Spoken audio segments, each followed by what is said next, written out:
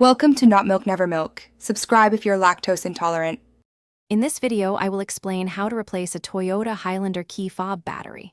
First, let's gather our essential tools. You will need a small flathead screwdriver, a fresh CR2032 coin battery, and your key fob. Make sure you have a clean, well-lit area to work in, as some components are quite small. This quick and easy process will have your key fob working like new in just a few minutes, saving you time and a trip to the service center. Now, let's carefully open the key fob. Begin by locating the small release button on the side of your fob. Press this button and slide out the emergency key blade. Next, insert your small flathead screwdriver into the notch where the emergency key was housed. With a gentle but firm twist, you will hear a small click as the two halves of the key fob casing begin to separate. Take your time to avoid damaging the plastic. With the key fob open, we can now access the battery.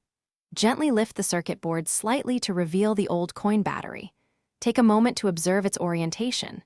Typically, the positive side, marked with a plus sign, faces upwards.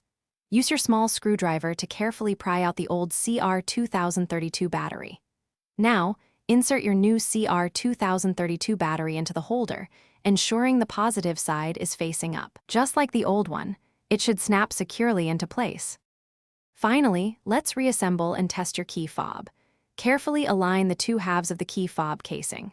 Press them firmly together until you hear a satisfying click, confirming they are securely snapped shut. Slide the emergency key blade back into its designated slot until it locks into place. Now, take a moment to test all the functions of your key fob, such as locking and unlocking your vehicle. Your Toyota Highlander key fob should now be fully operational with its new battery. Thanks for watching. If this was helpful, leave a like and consider subscribing. See you next time.